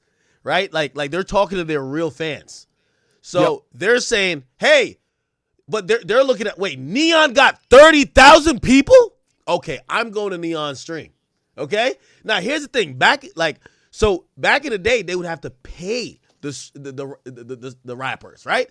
Now the rappers, they feel they're getting paid by the view count. Oh shit, free advertisement. 30,000. Oh, I'm coming there. Hey yo, all of y'all, meet me on Neon stream. Let's all go. Let's go over there. It could be 5,000 people on Neon stream. They done told their other 5,000, say the rapper's talking to 5,000 as well. You've doubled his audience, and you're over there like championing, like, yes, yes. Now the view count is ballooned to like 50,000. You think you're the guy. Neon is going to retain 10%. 20%. Oh, even more than that, bro. Because yeah. keep in mind, when these rappers come over to the streamers, these rappers don't stream a lot of the time. So what ends up happening is since that person can't watch their artist in this, unique environment of them streaming and really get to know them, they'll feel that bond with the streamer because that streamer is the one that made it happen. So let's say you get like a Playboy Cardi, right? Like when Aiden had him on, right? Mm-hmm. There's tens of thousands of people that tune in to watch that shit. A lot of them are going to start messing with Aiden because Aiden is the one that brought their favorite rapper to get a conversation that they otherwise would have never heard. And they pray that they're able to make that collab happen again, which Aiden was able to do. So the streamers actually end up winning in that situation because when you take in hip-hop, when you like a hip-hop artist, you're only really taking in their music. You don't know their personality. You don't know their family. You don't really become relatable with them. Yep. This is precisely why Kamala Harris relying on A-list celebrities to push her campaign was such a bad idea. These people are famous, but they don't have influence. So the streamer actually lucks out more when that rapper comes on because that streamer made that rapper come on and they're seeing that rapper that they love in a way that they would never otherwise see them unless it was for that streamer. So they build almost like a connection with that guy. I know this sounds kind of gay, but it's very important for people to understand human psychology and how that goes because now you're the guy that got that fan to finally hear their rapper without a fucking beat and really get to know them. That's super powerful. Yeah. Streamers finessed rappers for their audience and never the other way around. I always said this. I remember when rappers were so upset that they didn't get on Kai's stream. I said, listen, first of all, the little fans you have, you're probably going to introduce those to Kai, right? Like these days, they're going to react to what's going on in Kai Cenat's life more than even your music. But whatever, cool. But then when you bring your fans over, your fans are going to stay for Kai. Kai's fans aren't there to find music. They like what Kai likes. And that trade-off, I think this year and the year before, like labels would start to they would pay like Aiden, this is early on, they would pay Aiden Ross like 30, 40,000. Like, yo, put this guy on your stream. Right? Mm-hmm. This is the best thing ever. You're paying Aiden to grow. Aiden's audience isn't going to be like, yo, I've been listening to you for 6 months since you went on Aiden's stream. Nope. We don't see that. It's you bring people over to Aiden Ross and now they know who Aiden Ross is. Right? Yep. And some of them stay, some of them go because he's making entertaining content. The rappers, we're all in the content game. The rappers put out the least content of everybody. So they're going to go towards whoever makes the most content that the rapper introduced them to. That's facts, bro. And it just comes down to, we live in this like content world where you got to put so much content out to like stay relevant. And unfortunately, with the music industry and stuff, these guys just can't keep up with their music and really keep that influence. Yeah, people like their music. Yeah, people like them. I'll give you an example, right? Let me give you a perfect example right now. Yeah. Growing up, I was a huge Eminem fan. I loved Eminem. I have every single one of his albums. To this day, the Eminem Show is one of my favorite albums. I think it's one of the best. Huge fan, right? Same with Jay. I came from that era. Renegade to this day is one of my favorite songs. However, once I got to know Eminem a little bit, when he stood up for Kamala, once he started, talking about fuck Donald Trump and everything, I was like, damn, this dude's like a wokey. Like, nah, this shit is kind of whack. So you don't really get to know these artists a lot of the times until you like listen to them talk in interviews or whatever. And this is why so many of them stay away. Like Eminem, I remember, didn't do an interview for like decades until I think he sat down with Mike Tyson. So it actually hurts rappers to show their personality sometimes. That's why so many of them don't like to do interviews or go on streams. But now in today's day and age, you have to do it because you have to be relatable and people have to trust you. But it used to be, and also your life is overexposed. Like put like this, some artists still do a good job of like staying away. Like again, NBA YoungBoy, right? Like he still stays away enough where like people are like, wow, I would love to see him on a stream, right? Same with Playboi Carti, but some other guys like, let's say like Fabio Foreign, he's already on Instagram Live all the time. He's oversharing that he feels he needs a stream, right? Because he's oversharing. He's on Instagram just like shooting the shit, and he probably has 3,000 people watching him. So when someone says they have 30,000, he runs over there, but it's kind of diluting this mystique about him, right? Like it's like, okay, this guy's just, he's whatever. Yeah, it's a double-edged sword, bro. Because let's be honest, you could speak to this way better than me. But in the limited interactions I've had with rappers, they're typically not educated. They're typically not well-spoken. They're typically always high under the influence. They're chronically late. They're not punctual whatsoever. Like these tend to be a lot of the times outside of their music talent, not interesting people. So they don't want to get on and do interviews and make themselves look horrible because it almost like lifts the veils from their genius music. Because the reality if you is just enjoy the music, that's what they want. Sorry, the reality is this, and I've always said it, the more you know a rapper, the lamer they become. Everything sounds good over some 808s. You start learning these guys, like you start looking at them like, yo, I thought this guy was kind of cool. Why did they say Meek Mill's career went down the hill? Because he tweeted too much. The more you know about him, you're like, yo, yeah, you're not the hold on, wait a minute guy. You're just the like stupid dumb nigga who tweets too much, right? Like, shit. I remember talking to Savage, 21 Savage. I was like, yo, get off a Clubhouse. Like, you're just on there joking around like you're on like a like this like voice call, but like people are like actively judging you and then also putting that against your music, right? Like you can't. The more you know about a rapper, rappers are good with selling image. That's what they sell: image, lifestyle. Image, lifestyle. Image, lifestyle. When you put too much of yourself out there, the fans start seeing incongruencies. Like, whoa, hold on. Wait, I thought you was a super tough guy. Oh, I thought you were this. Oh, I made like, and me and Savage was having this conversation before. I was like, yo, listen, because I was telling him that what Thug or somebody else was doing, it wasn't working for him, and he was just like, yo, what about me? So we started talking about him. I said, Savage, here's the thing about you. Your music allows fans to create the image of you.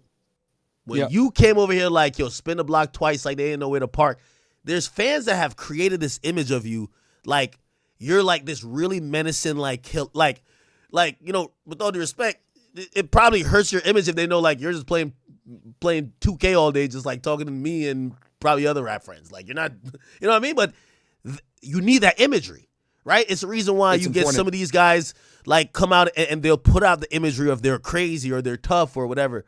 Yeah, you kill their, Yeah, like, that mystique that you're talking about is perfect for preserving an aura as a musician, but it's horrible for building relatability to your audience. And this is kind of the weird conundrum that music artists are in, especially rappers, where they kind of have to keep up this bravado image.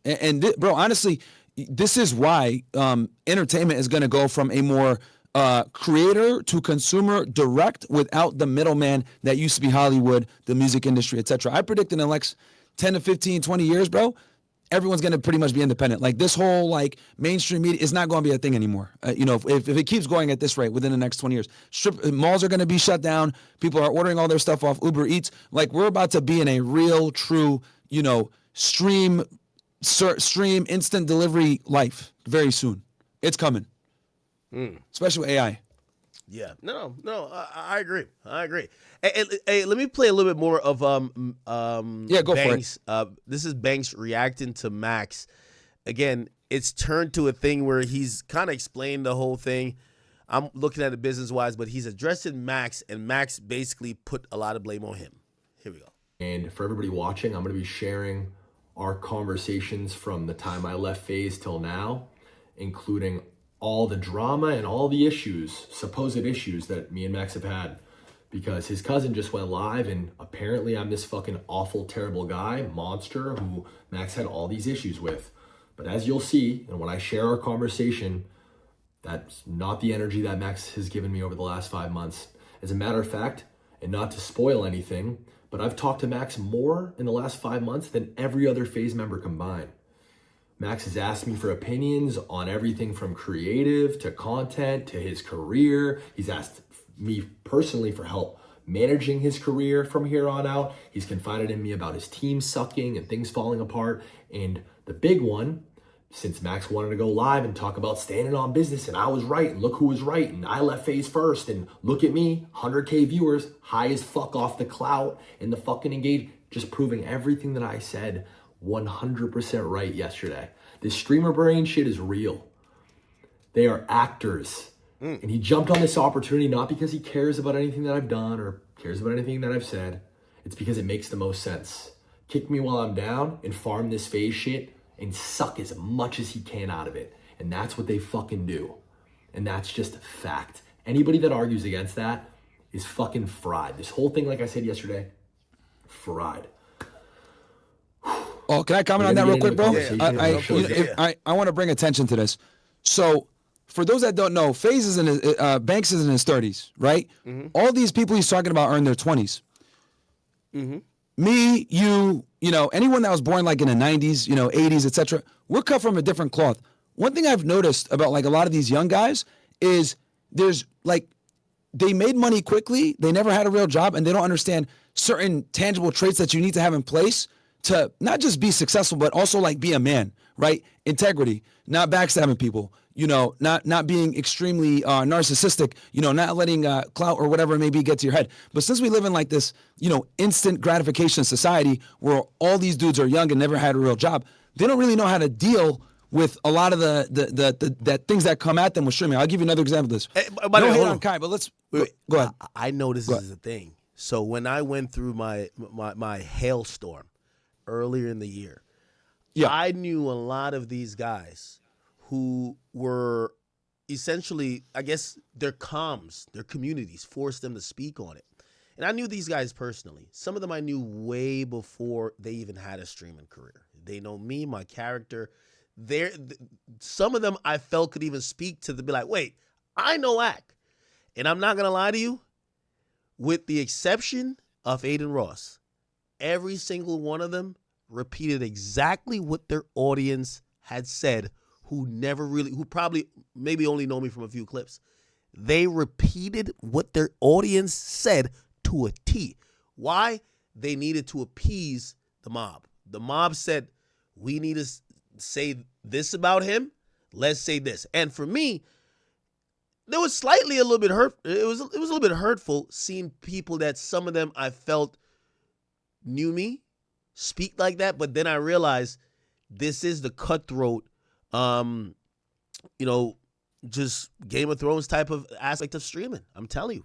Absolutely. And here's, I love that. So I see this idiot in your Akademiks chat says, Swizzy Splash, whatever, CEO. He says, Myron loves to talk like he hasn't been punched in the mouth before, LMAO. Here's the thing. I have been punched in the mouth before, and that's why I have this humility, you stupid fuck. Like, people don't get it, that when you get bullied, when you have a real job, when you deal with people, when there's consequences for your actions, right? When you have to figure out how to make money when you're a nobody, when you have no status, none of it, no clout, nothing. You have to figure this stuff out, and you make mistakes, you get punched in the face. It's because I got punched in the face that I understand this stuff, and I wouldn't be doing this stuff, you fucking dumbass. And that's the problem, is that a lot of these young boys have no real perspective. all they saw was up. They never saw the down to actually appreciate the up. I hate to use them as an example, but I got to mention this here. And what I'm going to say here doesn't represent Akademiks' opinions, guys. Just solely my shit, Myron Gaines. When it comes to Kai Cenat, right? He went viral for talking about his mental health, right? Mm-hmm. But let's keep it 1,000. No one's trying to hear that from a 20-year-old multi-millionaire that's famous when there's kids in Gaza getting bombed and kids starving in Sudan. You know what I mean? Like, no one's trying to hear that from them. And this is something that I've kind of noticed with, the Gen Zers and these young guys in their 20s. Like, growing up, we didn't have ADD or ADHD, whatever. That was like a new thing. You just used to say niggas are retarded if they couldn't focus. If a dude needed to take Ritalin or Adderall, you just say, oh, this nigga retarded. What the fuck? Like, there was none of these stupid-ass terms for, oh, I'm depressed. It's all a bunch of pushy shit. And this is the problem with a lot of these young boys. They don't even understand how good they have life, bro. They have no perspective. Never worked at McDonald's, never really struggled like that. Maybe for a year or two in their adolescence, but where's their struggle in their 20s? Where's dealing with the adversity in that range? And that's why so many of these young boys, this is where Faze Banks' frustration probably comes from, is because he's dealing with these guys that are 10 years younger than him that don't know what it's like to not grow up with an iPhone. These dudes grew up on iPads, dude. These dudes weren't alive during 9/11. Some of these niggas were born after we invaded Iraq. Like, and I have to kind of look back sometimes and look at when these dudes were born. 2005, 2004. Motherfuckers were making music when Linkin Park was on top. Like, what is going on? Like, they have no real semblance of how the world works. And it's very dangerous. I think one of the worst things that can happen to a man, and I'll land on this, is becoming rich in your 20s. I literally think it's one of the worst things that can happen to you. Yeah, no. So even with, like, the Kai situation, I do feel like, I mean, you're right to a certain extent, but I do feel like the tragedy of his time is that I think Kai got to a place where he says, my 20s is going to be remembered for sitting in front of a camera. And yes, I made $200, $300 million, but I never lived life. And I could tell, he never had a serious girlfriend before. He never had meaningful relationships. Yep. And I think that fucked with him. And I think that fucked with him off stream. And he probably felt like he was just like a shill. Like he was just kind of like a shell, actually, of his own self. And at least he's realizing something, right? Now, in terms of what you're saying, how much sympathy should we have for someone who's really up or whatever? I have a little bit more, I care a little bit more for his struggle than probably you do, just because that's his, I can't get a job, I'm out here having to do whatever, because it's just a different generation, right? Like, I'm pretty sure, like, it's like what your parents used to say, even to us, like, yo, boy, you think you had it hard? This is how, like, my mom used to tell me, we didn't have running water at the house in Jamaica when I was growing up. I used to have to carry water from the river 2 miles down. You're having it easy. And I would be like, well, I'm not having it easy. And then I look at these kids and these younger folks, and I'm like, yo, you think you have it hard? I used to go through this. So, I guess that's the struggle of their time. And obviously, I won't say that's a general struggle of everybody, but since he's in the streamer community, I guess that's the thing, right? Like, yes, I've made and I'm millions of dollars, I'm only bringing but this up. I'm only bringing this up lose because, motivation. as you can see here, Faze Banks, his main chief complaint is that Max isn't like adhering to his word and he's being kind of slimy. Mm-hmm. And I'm just kind of adding to that, like, yes, this is something that's very common with young streamers where there's really like no honor. You know what I'm saying? Yeah. Listen, if you, and I would advise anyone, if you are going to befriend, rely on a streamer in their early 20s, expect no loyalty, okay? Expect no Facts. loyalty. You know what I mean? So if they're loyal to the views, a viral moment, and the fans that control them that they feel like they're influencing, but they're not. No, absolutely, bro. And it's the problem is, like, a lot of young people look up to these guys. So, like, whether they like it or not, they're role models, right? Because when me and you were growing up, Michael Jordan was our fucking guy, right? Nowadays, people are growing up, they're looking at Faze. They're heroes. So things have changed significantly. Yeah. All right, let me get back into this a little bit. You guys right now, and you guys tell me if this looks like a conversation between two parties that have an issue with each other. Oh, you're showing conversations. All right, so here we are. Here's my conversation with Max, July 28th. This is when that whole thing where he heard that I said, fuck y'all, blanks. Again, this wasn't aimed toward Max. Oh, so let me add this for the audience. So apparently, Max brought up that he felt offended that Banks, who's a white guy, said like "fuck y'all niggas." You know what I mean? And obviously, a white guy using that term, like we've seen what happened with Aiden's manager and Kai Cenat when it was like a chicken Big Mac nigga, and that was the thing that Kai was like, "Whoa, I'm not fucking with that. I'm not fucking with Aiden." Or that was one of his reasons. I'm not fucking with Aiden if he's gonna have this guy who's a quote unquote racist. So Banks is kind of explaining why he said "fuck y'all niggas," right? But that goes back to that programming I told you. Like, they're so scared to lose the money. Like, Kai is on eggshells. I remember one time during his, like, Mafia-thon, one of his friends dropped the word that rhymes with basically the bundle of six. I don't want to say because I know you're on YouTube. But you guys know what I'm talking about. It starts with an F. Bro, he flipped out on him for that. Because that could really mess the bag up. So that's something else that comes into it. It's not just them being kind of, like, young and immature. It's also them, like, not being able to be authentic and then, like, using BS like this, and anything can get put out of context and hurt the money. So even though he didn't mean it that way, it's going to be put that way because he's white, right? Or they don't want to lose, advertisers, whatever. No, I get it. Yeah, by the way, I have a prediction for Kai. I think Kai's sponsors and everybody else is going to say, them niggas who you around, we need to get you around some white people because them niggas is fucking up. They're getting accused of this. They're doing this fucked up. Get them out of here. We need you. You need to be the LeBron of streaming. LeBron never had no degenerate friends. All his friends were like basically white. Like one of them married Adele, right? Like didn't Rich Paul marry Adele? Maverick Carter got like a podcast and is like some type of guru. All of his friends are like not niggas who's like, you know what I mean, dutty whining with girls. Like none of that. So I think this next comeback 2026, Kai's sponsors are gonna say, get them Negroes the fuck away from you. Hold them at a distance. We'll see if I'm right. Yeah, I mean, that might be the move. I mean, I don't want to piss off your audience here because it looks like we got a lot of Wakanda niggas in here, crybabies, but fuck it, I'll say it. Let's keep it 1,000. Niggas don't got money, bro. Straight up. Like, if you want to do, like, live shows, you want to start really, running a subscription service, whatever. Like, bro, black people are cheap, man. Let's just keep it $1 million. Like, they don't want to... they don't want to support you like that. Everything is, I need a discount, or I ain't trying to pay. No, fuck that.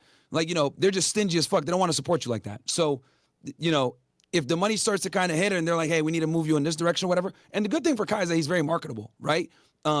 He's not like a thug or anything like that. So they can absolutely put him in front of another audience that might have more expendable income. Wait, hold on. But that's what I'm talking about more than I get. You're going on the demographic side. So maybe you weren't tapped into this. So his like close friends, they got in some scandal. And put it like this, I'll say the grape one or something else. That one, and then I remember that one. Something happened with another guy. I don't want to keep bringing up like these things, but like these are some things where, like, for example, usually the audience wants you to speak on it. Like he can't speak on it. By the way, I think, I'm not saying this is contrived, but it's the perfect time to be like, yo, listen, I'm focusing on myself, because he can't come out and say, yo, that's my man's. I know he wouldn't do no shit like that. Like what y'all talking about? He wouldn't do no shit like that. If that puts you also in a different position, right? Yeah. Where someone could be like, yo, vouch for you, right? Like this happened to, oh man, what's that group in the UK?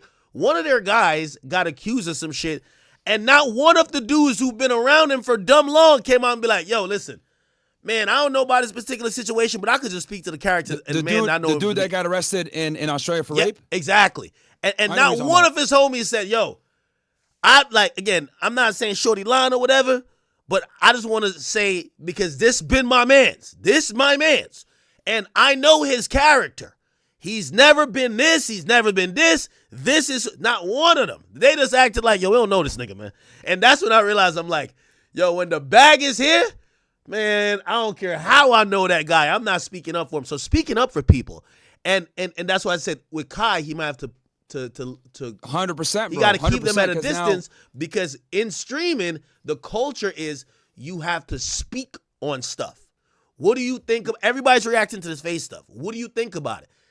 Kai might have to be like, yo, listen, man, I'm out the loop. I'm doing some other stuff, because him speaking on it, no matter what he would say, wouldn't look good. Yeah, no, that's absolutely true. The dude, I forget his name, bro. Someone's going to put in the chat. But yeah, dude, bro got arrested in Australia. Not one of his friends spoke up for him, bro. And that just kind of goes to show how slimy social media is, right? When Andrew Tate got hit with those bullshit human trafficking charges, when people made allegations on you, like I went and said, I don't care what any of y'all say. Like, they're innocent. Fuck you guys, right? But, but that's because I come from a different cloth. I come from a law enforcement background, right? You don't do your people dirty. You got to protect your people. So for me, it wasn't anything strange to be like, fuck y'all, I'm sticking with Ak and Tate. But for these other influencers, bro, they don't have a frame of reference to understand the importance of loyalty, because in the social media world in itself, loyalty is not really a required asset to get big. I would argue having loyalty actually holds you back. Yeah, you're right. It actually detracts from your career. So loyalty can't be a thing when you get that high. It has to be you're loyal to there is loyalty to the business. To the business and what makes sense, right? Let me play a little bit more of this. So, by the way, chat, this is the text message. Remember, he left around July. So this is the text message right after Max left, and I guess Banks is going over it saying, this guy's fake because look how we were talking and listen to what he's telling y'all now. This wasn't said at Max. There was never any sort of like racist connotation toward this word being used ever. Saw people talking about hard R and shit. No, that's all noise. Absolutely not. What Max's initial response to it was, hey, streams speak highly of you. Shit doesn't need to be brought to light. You don't have to worry at all. Like I said, I apologize for the tweet. I said, Max, you don't got to say all that. I would never speak ill about anything publicly. Breaks my heart, crushes me, whatever. I'm showing you guys this transcript for transparency purposes. I've deleted all sensitive information. This is him randomly saying, like, you called it. This is after he left. I think he left like August 5th or something like that. Sent me this, like, you called it, because the T app or whatever about guys. I said guys were going to make one about girls, whatever. I said we should have built it. This is the typical kind of conversation we would have. This is him responding to me asking if he wants at Plaqueboy on Instagram. Asked me if I thought it was a good change. Told him Plaqueboymax was iconic. Again, typical conversations we would talk about. This one is the first time Max came over since he left. It was at the end of August. He sat with me. We talked for a few hours. I want to say he was at my house for 2-3 hours. And we left. I hugged him, told him I loved him, told him I'd always root for him, apologized about the what was said. Hey, by the way, just to jump in here, and Myron, I don't know what you think about this. I have just used the ER, bro. He should have just used the ER. Fuck it, man. Niggas are gonna call you racist anyway, bro. Yo, I have a hard time. Like, you see, if I've been around you and been in your presence, like, for example, this just happened to rap, right? So I go to a concert. This is guy Mano there. While I'm there, like, we're having a good time. Like, yo, I'm pouring him shots this and third. Yo, I see him later. He's online. He's like, yo, this guy Akademiks is corny. Now, I did make a joke about, like, it wasn't even about him, but I made a joke about his co-host. But he went, like, super left on some, like we've never had a rapport. Like, he was like, yeah, this guy's, like, he's just a lame. He's a weirdo. And I'm like, we were in person. So for me at first, I was like, it took a while for me to even try to get personal back with him, because I think there's just a shared thing of, if I've been in your presence, you've been in my presence, you didn't vocalize these things, I didn't vocalize anything against you, and I didn't do anything to you, you don't just come out and be like, yo, this guy's a weirdo, or you just come out talking crazy about people. I don't think that's I think that's odd. I think that's really abnormal. I guess that's what Banks is trying to paint here. He's like, yo, listen, we were fine in person, and then now you're online, and now you're saying all these things about me, which I'm not gonna lie, that shit hurts. 20-year-olds, bro, they think putting shit out on the internet is like the way to deal with it. They just look at it like, oh, it's just content. That's like a very young boy mindset. All right. He said no hard feelings. Admitted several times that was not the reason why he left Faze. That it was an accumulation of things. But as you'll see in this conversation, Max just thought that was the best move for his career, and that's just the simple facts. Right here again, I'm just giving him good energy. This is our dynamic. This is how it's always been. Talking about trying to get shit better mentally. This is the first time, October 10th, this is when he first kind of started to show signs of regret for leaving Faze. Been working on taking a step back, looking at everything. Again, asking me for my advice. What do you think desktop streaming? This is so random, but he's asking me, why do I think desktop streaming died? Again, he would ask me these things a lot in person, a lot on the phone, a lot over text. Throughout the course that we knew each other, he would ask me for my opinions on shit, just market, industry shit, and I love talking games. By the way, I had the same conversations with Max. Like he would hit me and be like, "Yo, Ak, there was a moment. I think I was a little bit upset at him at first, and I think I was upset because when the whole thing happened, I felt like his audience wanted him to just say, "Yo, Ak's just this weird ass motherfucker," and I felt like when I came into their space and like atmosphere, they came out seeking me. They were like, "Yo, I want to meet Ak. He's a cool guy," and I felt like we had developed a rapport where he could be like, "Yo, listen, yo." The dude tried to make a bad joke. Yeah, it was wild, whatever. But like, he's not like what y'all are trying to portray him as. Like y'all are saying groomer. All this. He's not that. Just chill. And I felt like he didn't do that, and his audience, like he kind of did what his audience wanted to do, which was continue the energy.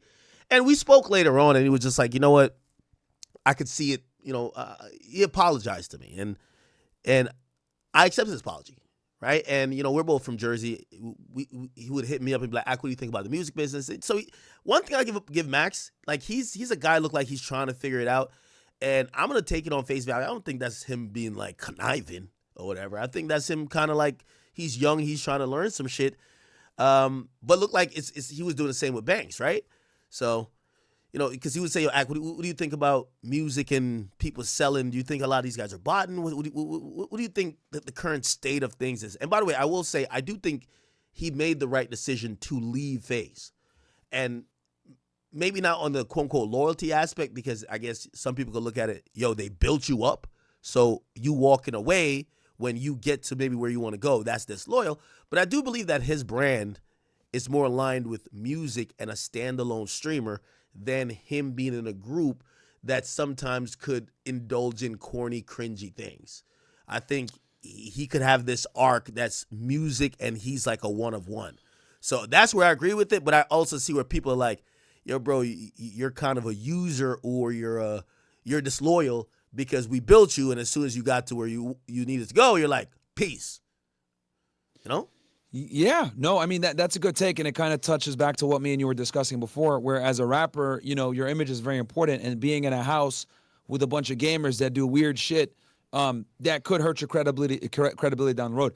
I'll give you an example of this. Like DDG, for example, when he really wanted to like start his music career, I remember he like deleted or he took down all of his YouTube channels and he just focused on music. Yep. Because it used to be being a YouTube rapper was like kind of a death sentence, but now that streamers are it, now he's using the streaming to accentuate his ability to be a rapper. But it used to be you couldn't do both, but now there's a lane for that. So, now he streams and he does the music on the side, whereas before it would have been a death sentence. People don't take you seriously.